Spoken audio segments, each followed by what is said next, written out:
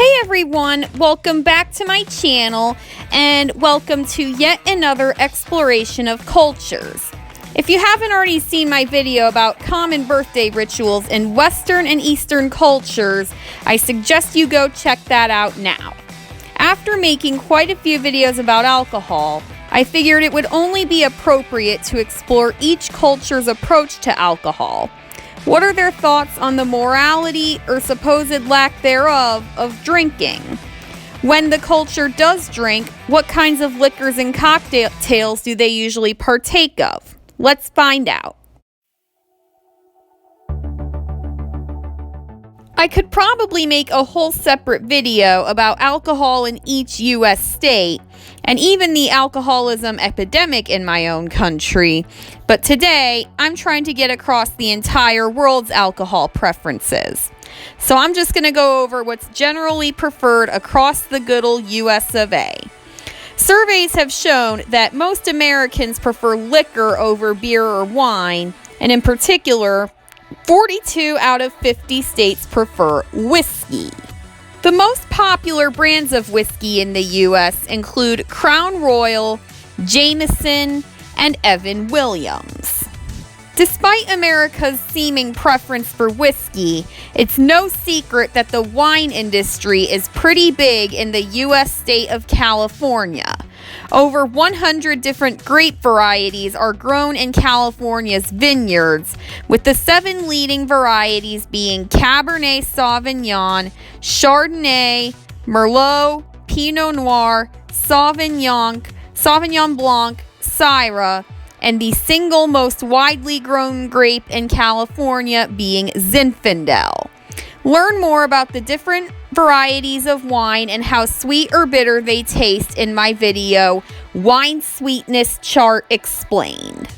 Although California wineries do make a great deal of traditional European or Old World wines, winemakers in the Golden State are set apart by what are called New World wines, a general term for wine made outside of traditional winemaking regions in Europe and the Middle East, particularly France and Italy. New World wines tend to be more fruit-forward, whereas Old World wines are more earthy and mineralic in style. The warmer climate of California allows winemakers to use very ripe grapes and to ferment the grapes in such a way that gives the wine a higher level of alcohol per volume, with some as high as 13%.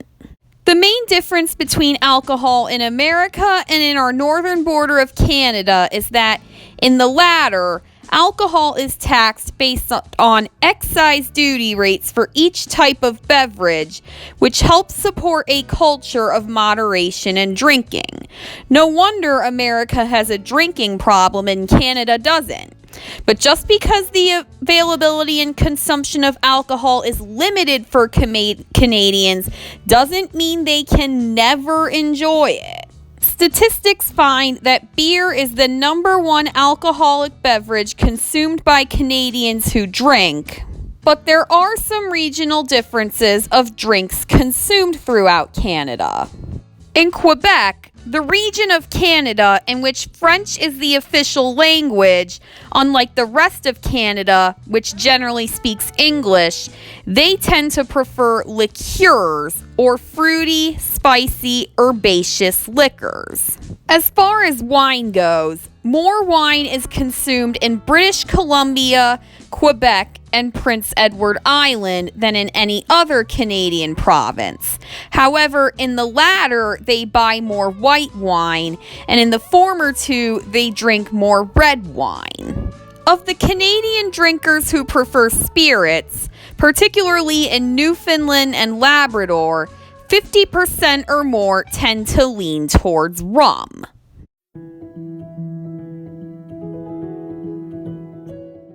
Statistically, it seems as though Central Europeans prefer beer, Mediterraneans prefer wine, and Eastern and Northern Europeans prefer liquor.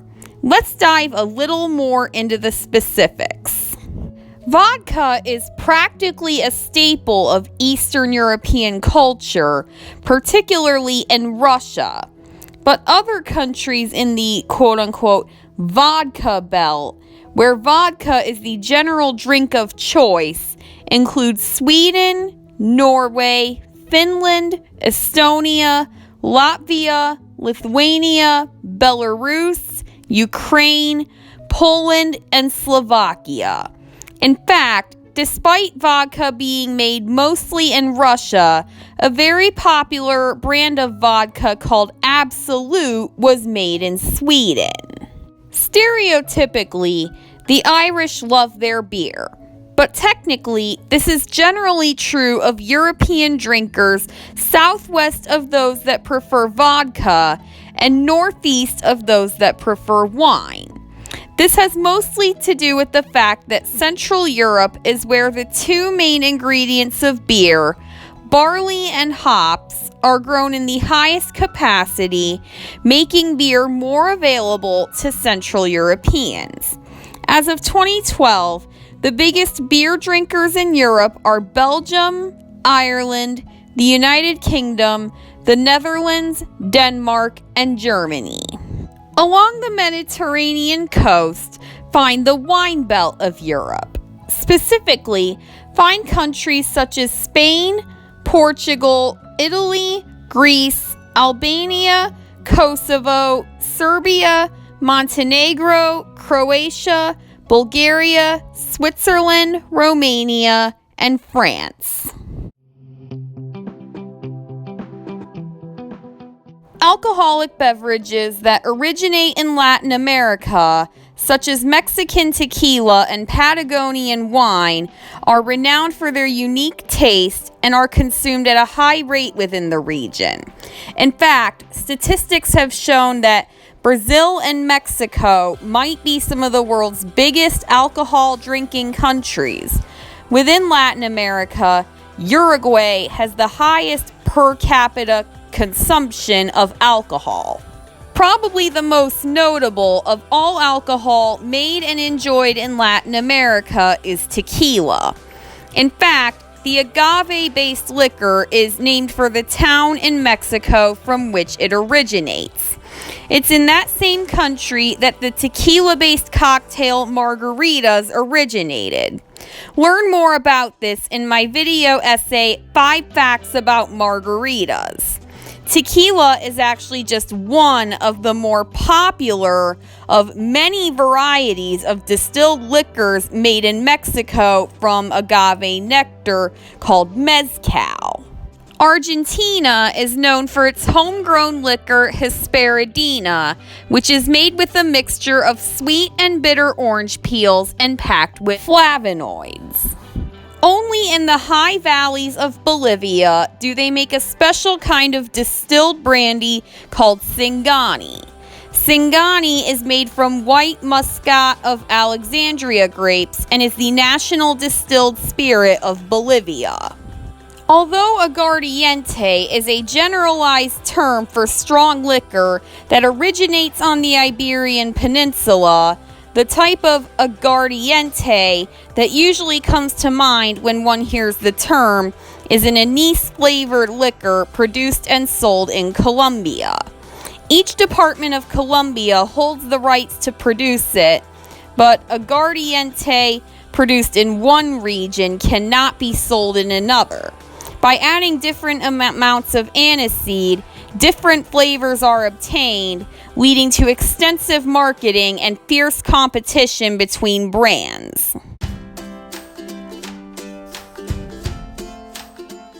Unfortunately, we must first acknowledge 2 dark truths about alcohol and Africa's history. The first is that rum and gin were 2 very common goods traded for African slaves during the Atlantic slave trade. The second is that during the age of apartheid in South Africa, white South Africans further oppressed black South Africans by posing blacks as raging alcoholics and using this as a pretense to bar them from purchasing alcohol, particularly European liquor and wine, for a large chunk of the apartheid period, which lasted from 1948 to 1994. Still, nonetheless, alcohol has served nutritional, spiritual, medicinal, and political purposes for Africans all throughout time. In coastal West and East Africa, they make, export, and tend to prefer a special kind of wine called palm wine. Apart from palm wine, it seems the wine variety most preferred in Africa, particularly South Africa, is Chenin Blanc. Kenya is home to a cocktail called dawa, which itself was inspired by the Brazilian caipirinha. The simple cocktail is served in an old-fashioned glass in which limes and sugar, topped off with a shot of vodka and ice, with Kenyan honey, is swirled in. The Great Lakes region of Africa is a major producer of banana beer, while Southern Africa is known for exporting maize and sorghum beer. Tyberine is a sweet liqueur that hails from Tunisia. Other than the liqueur's main ingredients of alcohol, sugar, and botanicals, Tyberine's exact recipe has been kept a secret from the public ever since it was first created in the 1940s. Tunisia is also the home of buka, a spirit that is distilled from fermented figs. Buka has complex notes of raisins and spices, and with an alcohol content of 37% by volume, the liquor can be drunk straight up or used as a cocktail ingredient, and it is preferably chilled. Much of the population of Middle Eastern countries is Muslim, and Muslims are religiously forbidden from drinking alcohol of any kind. In fact, the Iraqi parliament has imposed a total ban on the sale, purchase, and consumption of alcohol in Iraq, Iran, and Saudi Arabia, Yemen, Somalia, Afghanistan, Pakistan, and Bangladesh. In India and the United Arab Emirates, there is a partial ban on alcohol in which one can make, buy, sell, or drink alcohol if they obtain a special license. For those who can and do drink in the Middle East, their drink of choice seems to be Arak. Arak is a very strong distilled liquor made of grapes and aniseed and tasting of anise or licorice, which is almost always diluted with ice or water since it can contain as much as 63% alcohol per volume. It's because of this, and the milky white color it turns when diluted with these liquids, that Arak was given the nickname Milk of Lions.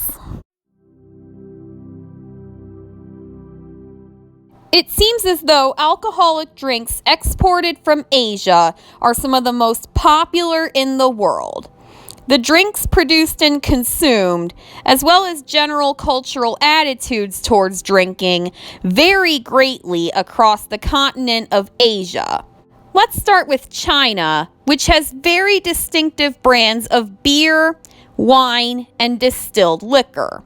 Notable brands of Chinese beer include Beijing Yanjing Brewery, Great Leap Brewing, Harbin Brewery, Lucky Buddha Beer, and Tsingtao Brewery. Most, if not all, of China's wine is made in one of China's 3 designated wine regions: Chanli County, Huilei County, and Ningxia County. In the latter of these, you can find part of Chengyu, China's oldest and largest winery. However, China's largest wine enterprise by production volume is Great Wall Wine, located in Shachang Town, Huilei County.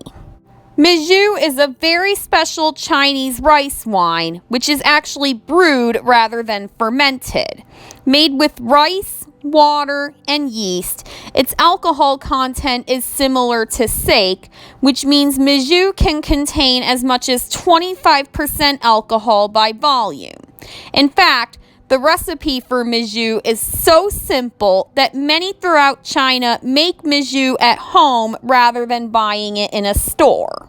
North and South Korea have a unique drinking culture, producing and consuming alcoholic beverages reflective of Korea's geography, climate, and culture. This culture all started during the Goryeo dynasty, specifically between 1943 and 1946 AD, and has ties to Korean cultural and religious rituals, such as honoring family members and ancestors. Korea is the place of origin of a unique liquor called soju. Soju is made from fermented rice, but wheat, barley, sweet potatoes, and tapioca can also be used. Soju generally has a low alcohol volume and mild, neutral flavor. Koreans celebrate the 15th day of the new year on the lunar calendar by drinking daeburium, a special quote-unquote ear-quickening wine, which supposedly helps Koreans hear the news of the coming year more clearly.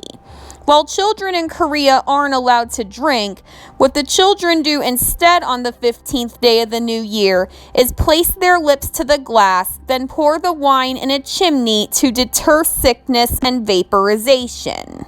Koreans have very specific rules of etiquette when it comes to drinking alcohol. When a Korean is served a drink from an elder, they are expected to hold the glass with two hands and bow their head as a gesture of gratitude toward their server. After that, the drinker is expected to turn away from their server while they drink. For Koreans who are pouring a drink and serving it to another adult, they are expected to hold the glass they are serving it in with two hands in a way that is similar to how the drinker must hold the drink in their own hands. Also, it is considered rude for the server to pour more alcohol into the vessel before the vessel is empty. Thailand is known for exporting a unique rum distilled from sugar cane called sangsam. Despite being a rum, sangsang is often mistakenly thought to be a whiskey. Sangsam is extremely popular both in its native Thailand and in foreign nations that import it. Like Korea, the island nation of the Philippines has also developed its own unique drinking culture. Said drinking culture evolved out of aspects of Filipino culture that came both before and after its colonization by the Spanish. Many farmers in the olden days of the Philippines drank lambanog, a clear spirit distilled from coconut sap, in celebration of harvest season, and the drink remains popular today among farmers and non-farmers alike in the Philippines. Hiboru is a Japanese cocktail made of Japanese whiskey and soda water. Although there are only 2 ingredients in this cocktail, it's a very complicated recipe, including a perfectly shaped ice cube that is stirred until frost appears on the sides of the glass. Japan is also home to a melon-flavored liqueur called Midori. In fact, Midori translates as green. Its ingredients are cultivated from Japan, including the base brandy, sugar, and melons of yubari and musk varieties. But Japan's most notable alcoholic beverage is probably sake, which, as I mentioned, Chinese mijo is of a very similar strength to. Sake is brewed with yeast, koji mold, and most importantly, polished rice. And as for the tiny little nation of Singapore, their most notable alcoholic staple is probably the IBA cocktail known as the Singapore Sling.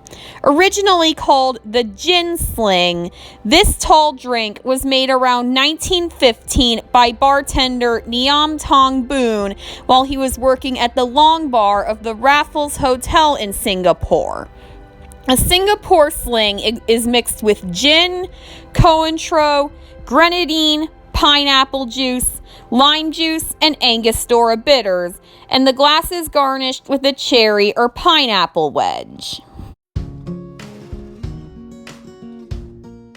Thank you all so much for watching. Just like with my birthday customs video, I had to leave some countries and cultures out since there are just too many for a single video. But the takeaway from this video should be that although there are some key differences, every single culture has its people who choose to abstain from alcohol either for religious reasons or the effect it can have on their health, and also has people who put those concerns aside and enjoy it anyway, and sometimes take that a little too far. Moreover, those who do drink in each culture take a unique approach to making, serving, and drinking alcohol depending on the climate, landscape, and socio-political scene in the country. Where are you from, and what kinds of drinks do they like in your country or region? Let me know in the comments down below, and I'll see you next time.